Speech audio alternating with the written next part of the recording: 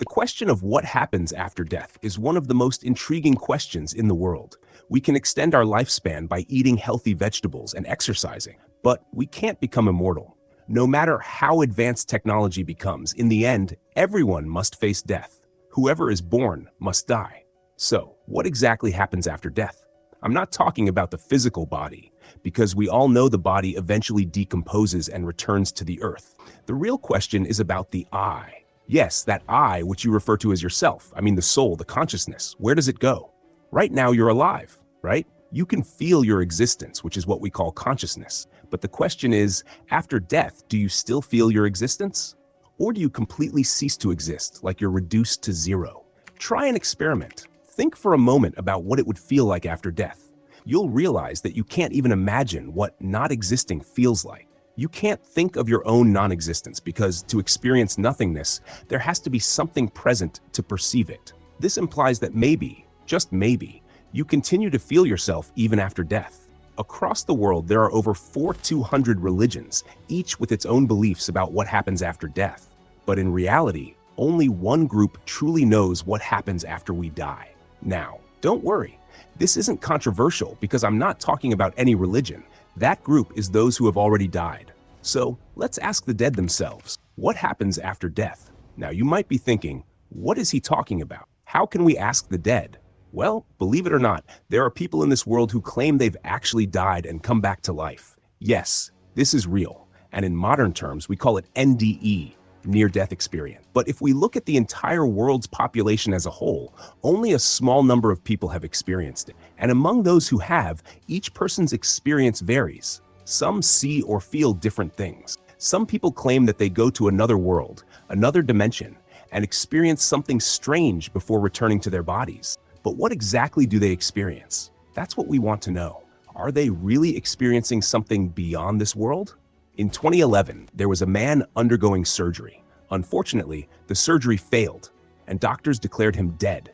But a few minutes later, the monitor started showing activity, and the doctors managed to revive him. During those few minutes, while he was not in his body and had stopped breathing, he experienced something. He later expressed it by saying that he felt amnesic, but he was just there. He could still feel his presence.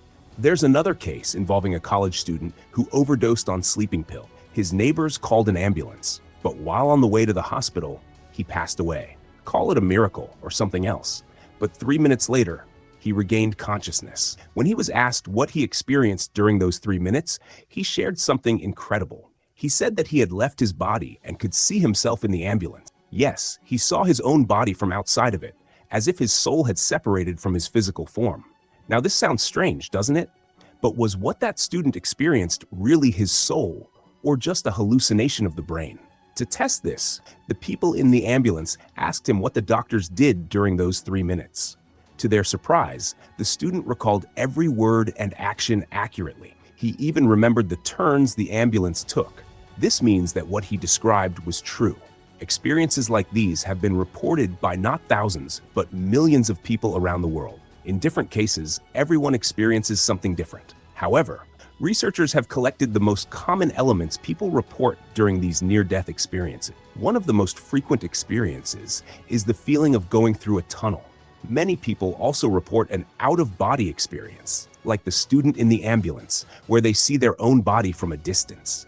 What people describe after these near-death experiences is incredibly bizarre, so much so that we can't even begin to imagine it while we're alive. It's beyond anything we can think of in a living state. That's why people often struggle to define what they felt, because what happens during that time is so difficult to put into words. They experience that fine line between life and death, a line that separates everything we know from everything we don't. Most people report an out-of-body experience, like the ones I just mentioned, but many others experience something entirely different: complete darkness, a void. In that darkness, they feel nothing. It's as if the world no longer exists, but they still do. Even in that nothingness, they continue to exist, meaning they still have a sense of I. Now imagine this. Can you touch time? Those who've had near-death experiences say they can see time, as if it's a physical object. I know, most of this probably sounds not just a little strange, but really out there. The truth is, these bizarre experiences are beyond our logical understanding. Here's the main takeaway. Whether it's the student in the ambulance or the man on the operating table, they all describe something weird, something inexplicable. Whether it's an empty world, a vast space of nothing, or even darkness, they all experience something. And to experience anything, you must be there to experience it, right? This point is critical. If you think deeply about it, it means that even after death, even after the body turns to dust, consciousness remains. That sense of I doesn't die.